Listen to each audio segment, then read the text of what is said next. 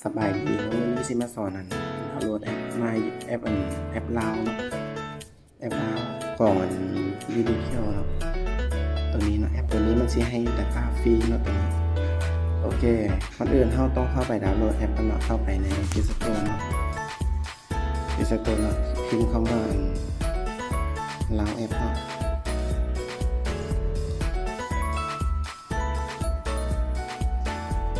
โอเคหลังจากนั้นเลยก็กดเข้ามาติดตั้งเนาะกดเข้ามาติดตั้งอีกอย่างเรียบร้อยเนาะให้กดเข้ามาบ่อนตัวนี้เนาะแอปเข้ามาเลย หลังจากที่กดเข้ามาแอปแล้วเนาะให้เฮากดที่คำว่าถ้าผู้ใดของผู้ใดตอนนั้นที่มันสิให้กดเข้าสู่ระบบอีกอย่างเนาะหลังจากนั้นให้เฮากดคำว่าตัวนี้กดอยู่นี่กดอยู่แจเทิงนี้เนาะกดคำว่าลงทะเบียนเนาะกดบอลคำว่าลงทะเบียนแล้วเข้าสู่ระบบเข้าไปเลย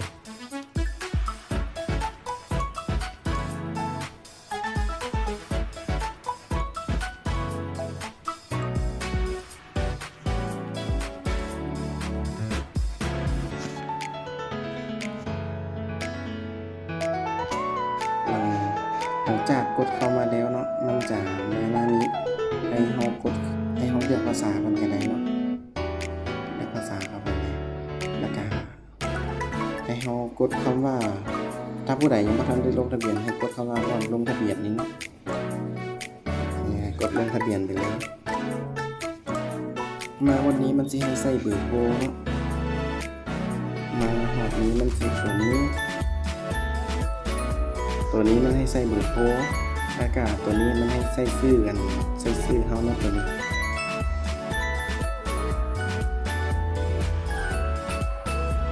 ยื่นตัวนี้มันสิให้ใส่ชื่อเฮาเนาะแล้วก็ตัวนี้มันให้ใส่รหัสผ่าน8ตัวขึ้นไปเนาะอันนี้ก็มันก็ให้ใส่รหัสผ่านเนาะรหัสผ่าน2ตัวนี้มันต้องคือกันเนาะรหัสผ่าน2ตัวนี้โอเคเดี๋ยวมาเฮา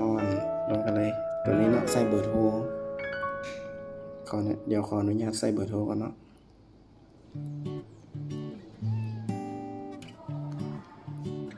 แล้วก็ห้องที่2นี่มันให้ซื้อเนาะใส่ซื้อมันให้ใส่ซื้อของเฮาเนาะ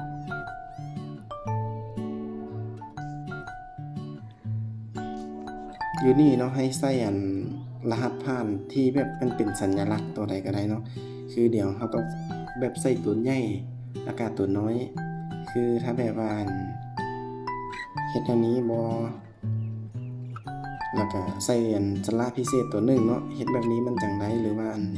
แนวนี้ก็ได้เนาะโอเคเดี๋ยวขออนุญาตใส่รหัสผ่านให้มันเนาะ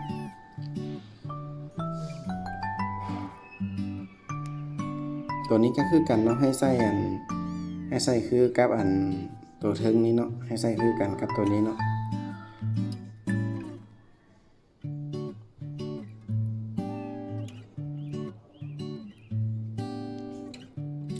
หลังจากที่เฮาใส่แล้วเนาะให้เฮากดบอลนี้กดบอลคำว่าลงทะเบียนนี้เนาะกดบอลนี้เลยหลังจากมาฮอดนี้เนาะมันสิส่งรหัส OTP มาเนาะตัวนี้เนาะรหัสตัวนี้ก็มีแต่เฮาเอารหัส OTP ตัวนี้มาใส่นี้เนาะ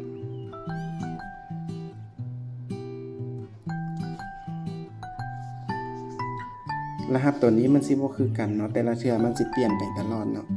รหัส OTP นี่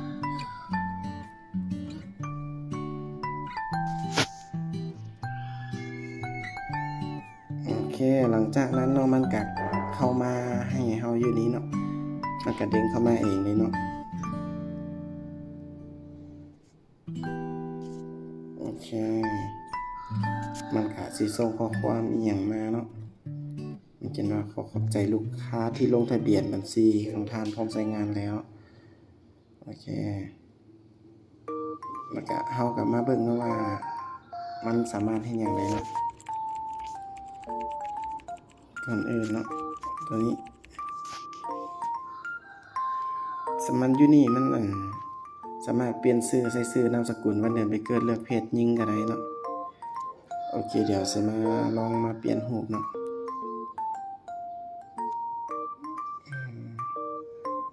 เดี๋ยวจะเอารูปตัวนี้ขึ้นเนาะ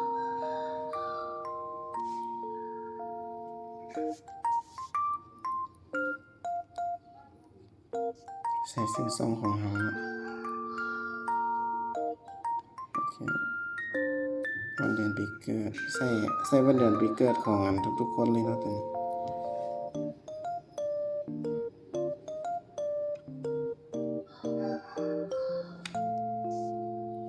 หลังจากนั้นให้กดสำเร็จไปเลยเนาะโอเคหลังจากกดสำเร็จแล้วเนาะก็มีแต่ท่าเบิ่งว่าdata มันสิเข้ามาบ่คั่นน่ะ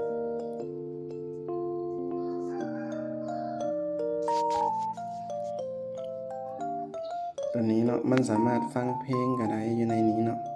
มันสามารถฟังเพลงเบิ่งคลิปเบิ่งโทรทัศน์เบิ่งอีหยังได้เนาะอยู่ในนี้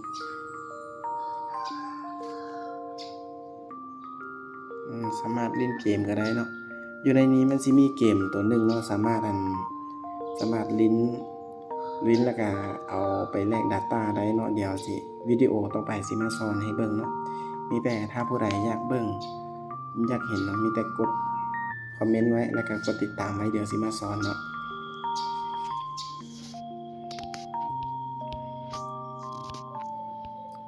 โอเคหลังจากที่เฮาติดตั้งอีหยังเรียบร้อยแล้วเนาะ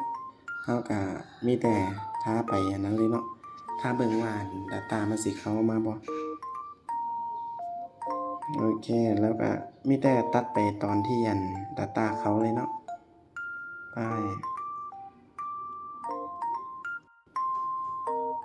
ลืมกดให้เบิ่งเนาะมากดเบิ่งนั้นก็เนาะ data ของเฮาก็เนาะว่ามีเท่าไหร่เนาะ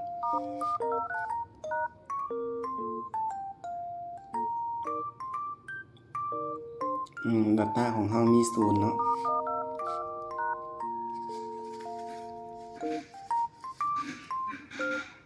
เงินทูของเฮามีอยู่ 4,000 ปลายเนาะโอเคมาถ้าเบิ่งกันเลยว่ามันสิไหลบ่เนาะตัดไปอีกบัตรหนึ่งโอเคหลังจากที่เฮาท่าไปเนาะท่าไปบ่ดนเนาะท่าไ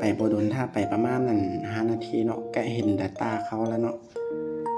มันก็เข้ามาอยู่ในนี้เลย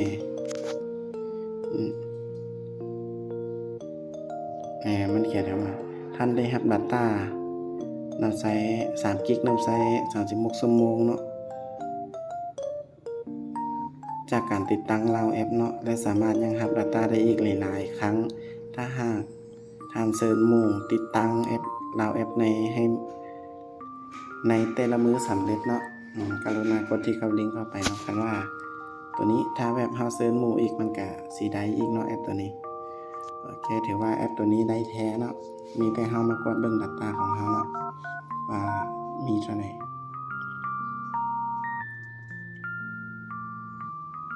โอเคเนาะเห็นเนาะ3 กิกอยู่นี้เนาะนี่3 กิกนี่